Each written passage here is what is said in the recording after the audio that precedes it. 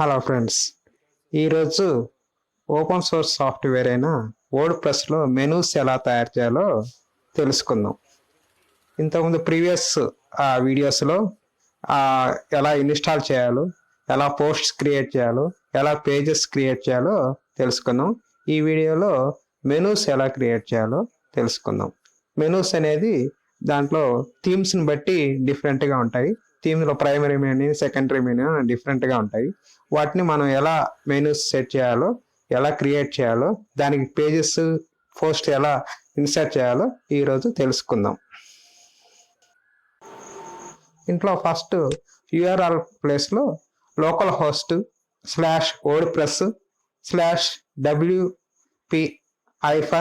/wp-admin అని type చేస్తే మనకి లాగిన్ స్క్రీన్ వస్తుంది.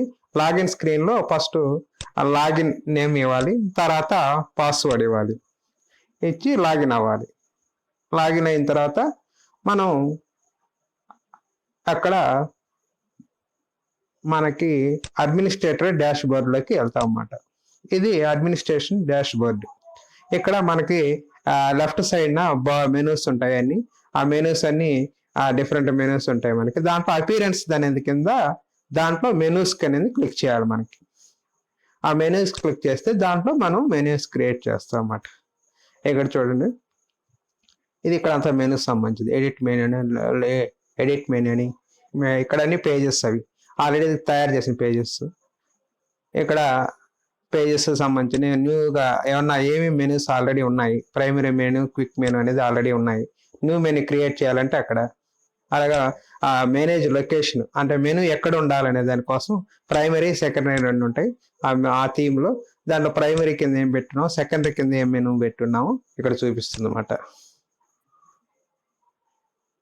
దీంట్లో ఇక్కడ చూడండి, ఎన్ని పేజెస్ ఆల్రెడీ క్రియేట్ చేసిన పేజెస్ అవి. ఇక్కడ పేజెస్, పోస్టులు అండ్ అంటే కస్టమ్ లింక్స్ అండ్ కేటగిరీస్ అని ఉన్నాయి. ఈ పేజెస్ మాట. ఇక్కడ చూడండి, యాడ్ పేజెస్ అంటే ఇక్కడ ఇటు సైడ్ ఉండే స్ట్రక్చర్ ఆల్రెడీ మెనూ ఏదైతే ప్రైమరీ మెనూ ఉందో ఆల్రెడీ తయారు చేసిన మెనూ అది. దాంట్లో స్ట్రక్చర్ అదంతా. దాంట్లో సబ్ మెనూస్ ఏమున్నాయి, మెయిన్ ఐటమ్స్ ఏంటి, దాంట్లో సబ్ ఐటమ్ ఏంటి, మెనూ ఐటమ్స్ ఏంటి అనేది క్లియర్గా ఉన్నది. ఇక్కడ అంతా ఆల్రెడీ తయారు చేసిన మెనూ అది. అది ప్రైమరీ మెనూ కింద సెలెక్ట్ చేసి ఉన్నది. ఇక్కడ సేవ్ చేయాలన్నమాట. మనం ఏది చేస్తే అది మోడిఫికేషన్ సేవ్ చేయాలి. ఇప్పుడు ఇక్కడ నేను న్యూగా ఒక మెనూ క్రియేట్ చేస్తున్నాను. ఇక్కడ దాన్ని నేమ్ ఇస్తున్నాను, శాంపిల్ మెనూ అని.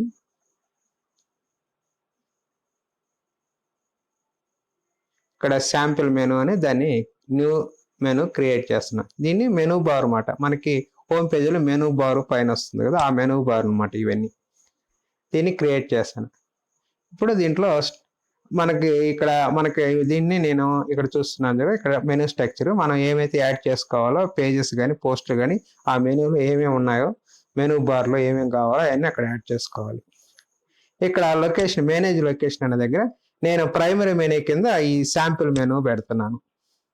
ఈ శాంపిల్ మెనూలో ఏ క్రియేట్ చేస్తానో అక్కడ ప్రైమరీ మెనూగా మనకు చూపిస్తుంది. ఇక్కడ సేవ్ చేశాను. ఇక్కడ ఎడిట్ మెనూలోకి వచ్చేసి ఆ మెనూ కింద ఆ శాంపిల్ మెనూ కింద ఏమేమి పేజెస్ యాడ్ చేయాలనేది ఇక్కడ హోమ్ పేజీ యాడ్ చేస్తున్నాను.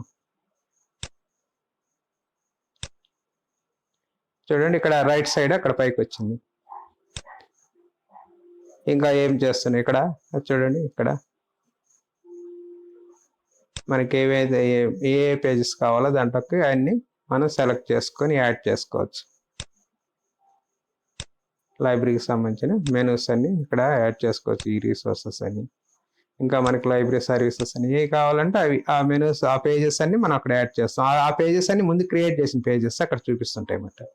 ఇవన్నీ మెనూ ఐటమ్స్ ఇక్కడంతా వచ్చాయి యాడ్ చేసినవన్నీ. ఈ విధంగా పేజెస్ అన్ని దాంట్లోకి యాడ్ చేసాం. తర్వాత పోస్టులు ఆల్రెడీ ఇవి కూడా ముందు క్రియేట్ చేసిన పోస్టులు. వాటిల్లో మనం ఇక్కడ ఏ కావాలో అవి సెలెక్షన్ చేసుకుంటాం అన్నమాట. ఇక్కడ చూడండి, సర్క్యులేషన్ సెక్షన్, ఇక్కడ జర్నల్ సెక్షన్,